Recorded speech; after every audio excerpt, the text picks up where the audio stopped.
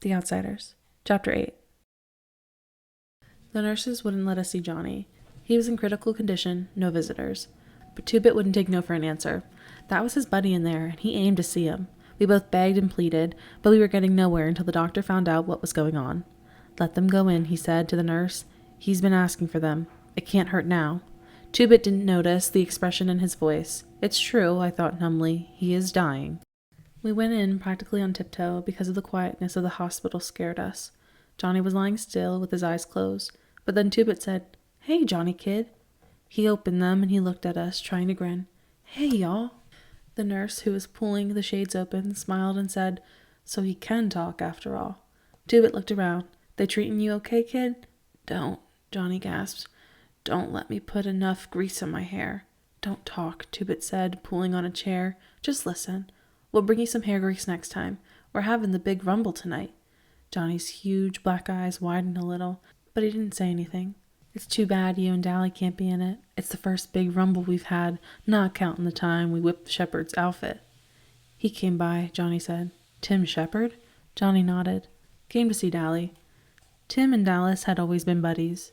"Did you know you got your name in the paper for being a hero?" Johnny almost grinned as he nodded. "Tough enough," he managed, and by the way his eyes were glowing, I figured Southern gentlemen had nothing on Johnny Cade. I could see that even a few words were tiring him out.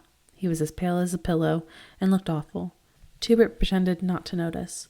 "You want anything besides hair grease, kid?" Johnny barely nodded. "The book." He looked at me. "Can you get another one?" Two-Bit looked at me too. I hadn't told him about Gone with the Wind. "He wants a copy of Gone with the Wind so I can read it to him," I explained. "You want to run down to the drugstore and get one?" "Okay," Two-Bit said cheerfully. "Don't y'all run off." I sat down in Two-Bit's chair and tried to think of something to say. "Dally's going to be okay," I said finally. "And Derry and me, we're okay now." I knew Johnny understood what I meant. We had always been close buddies, and those lonely days in the church strengthened our relationship. He tried to smile again, and then suddenly he went white and closed his eyes tight. "Johnny," I said alarmed, "are you okay?" He nodded, keeping his eyes closed. "Yeah, it just hurts sometimes. It usually don't. I can't feel anything below the middle of my back." He lay breathing heavily for a moment. "I'm pretty bad off, ain't I, Pony?" "You'll be okay," I said, with a fake cheerfulness. "You've gotta be. We couldn't get along without you." The truth of the last statement hit me. We couldn't get along without him. We needed Johnny as much as he needed the gang, and for the same reason. "I won't be able to walk again," Johnny started, then faltered. "Not even on crutches. Busted my back." "You'll be okay," I repeated firmly. "Don't start crying," I commanded myself. "Don't start crying. You'll scare Johnny." "You want to know something, Ponyboy? I'm scared stiff. I used to talk about killing myself." He drew a quivering breath. "I don't want to die now. It ain't long enough. 16 years ain't long enough. I wouldn't mind it so much if there wasn't so much stuff I ain't done yet. So many things I ain't seen. It's not fair. You know what? That time we were in Windricksville was the only time I've been away from our neighborhood." "You ain't gonna die," I said, trying to hold my voice down. "And don't get juiced up, because the doc won't let us see you no more if you do. 16 years on the street, and you can learn a lot. But all the wrong things, not the things you want to learn.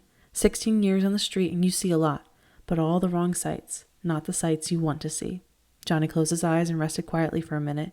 Years of living in the East Side teaches you how to shut off your emotions. If you didn't, you would explode. You learn to cool off. A nurse appeared in the doorway. "Johnny," she said quietly, "your mother's here to see you." Johnny opened his eyes. At first they were wide with surprise. Then they darkened. "I don't want to see her," he said firmly. "She's your mother." "I said I don't want to see her." His voice was rising. "She'll probably come to tell me about all the trouble I'm causing her and how glad her and the old man will be when I'm dead. Well, tell her to leave me alone for once." His voice broke. "For once, just to leave me alone."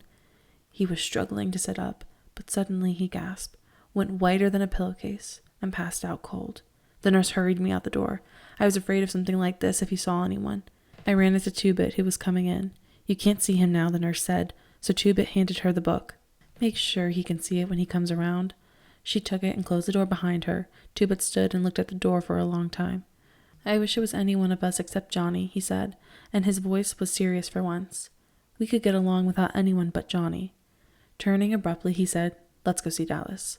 As we walked out of the hall, we saw Johnny's mother. I knew her. She was a little woman with straight black hair and big black eyes like Johnny's. But that was as far as the resemblance went. Johnny Cake's eyes were fearful and sensitive. Hers were cheap and hard. As we passed her, she was saying, "But I have a right to see him. He's my son.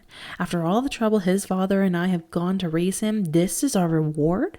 He'd rather see those no-count hoodlums than his own folks?" She saw us and gave us such a look of hatred that I almost backed up. "It was your fault, always running around in the middle of the night, getting jailed, and heaven knows what else." I thought she was going to cuss us out. I really did. Two-Bit's eyes got narrow, and I was afraid he was going to start something. I don't like to hear women get sworn at, even if they deserve it. "No wonder he hates your guts," Two-Bit snapped. He was going to tell her off real good, but I shoved him along. I felt sick. No wonder Johnny didn't want to see her. No wonder he stayed overnight at Two-Bit's or at our house and slept in the vacant lot on good weather.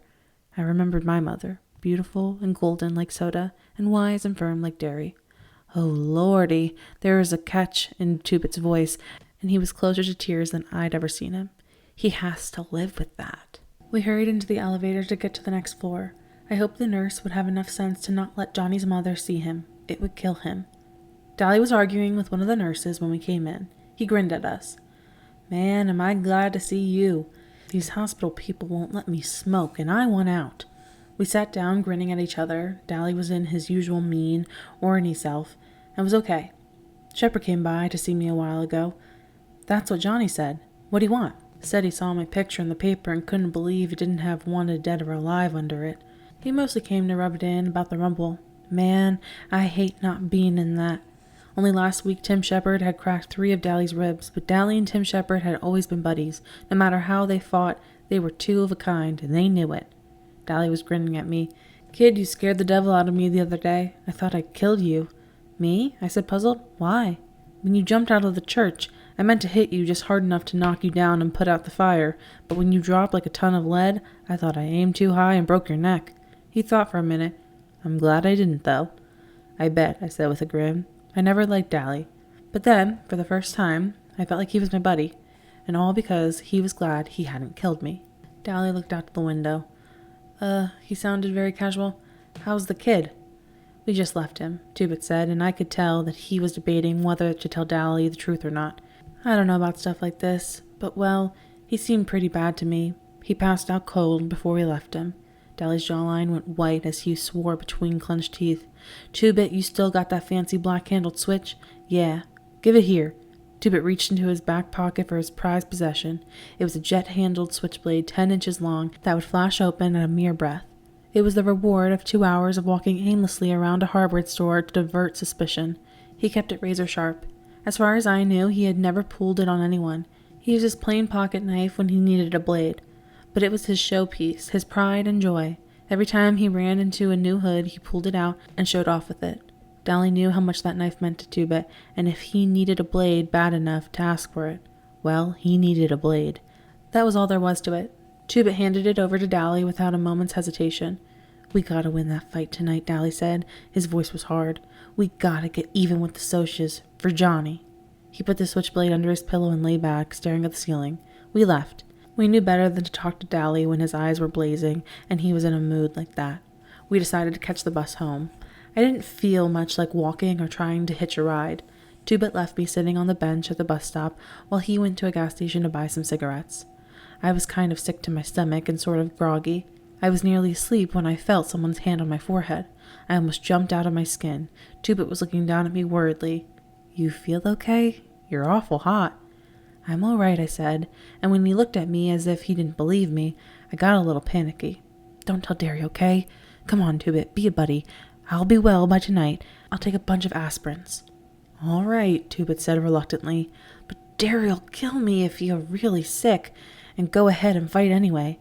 "I'm okay," I said, getting a little angry, "and if you keep your mouth shut, Derry won't know a thing." "You know something?" Two-Bit said as we were riding home on the bus. "You'd think you could get away with murder, living with your big brother and all, but Derry's stricter with you than your folks were, ain't he?" "Yeah," I said, "but they raised 2 boys before me. Derry hasn't.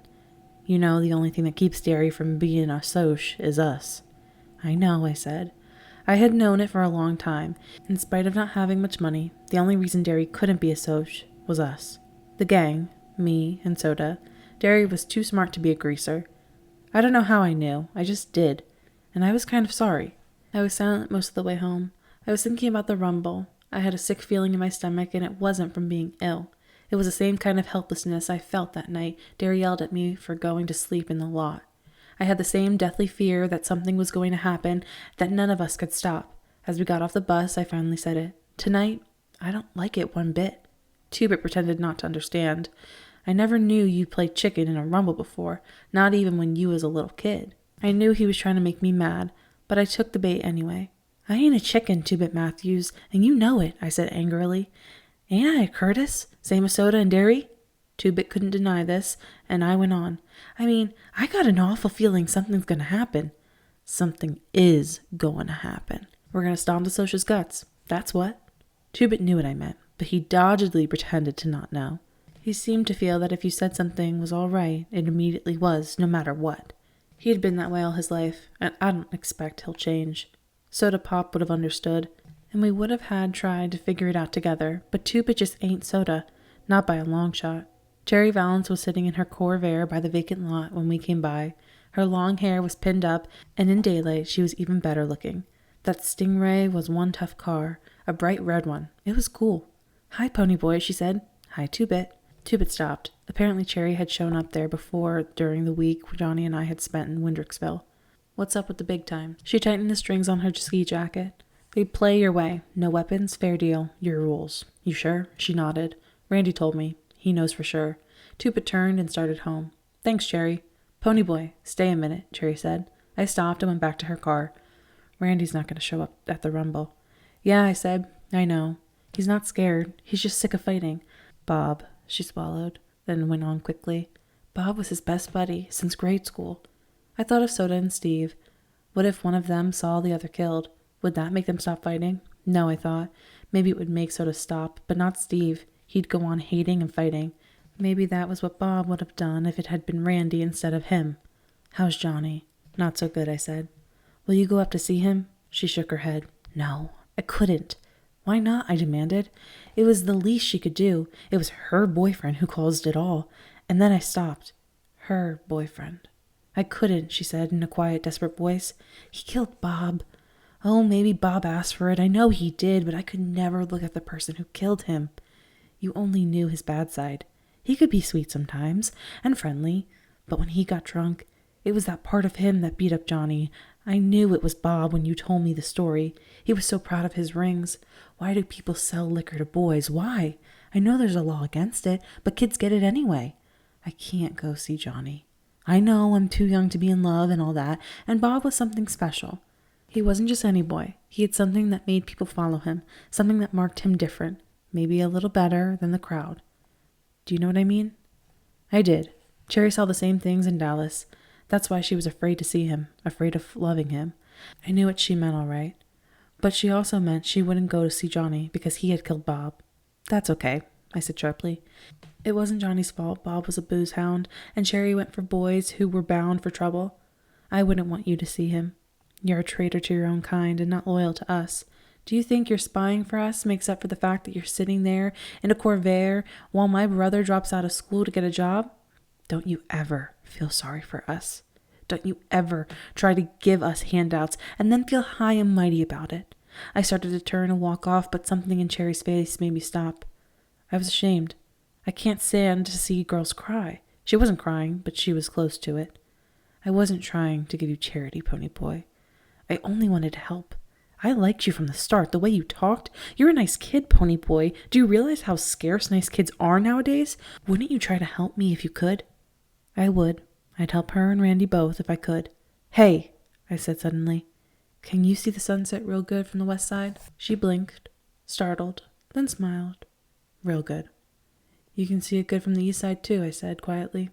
Thanks, Ponyboy. She smiled through her tears. You dig okay. She had green eyes. I went on, walking home slowly.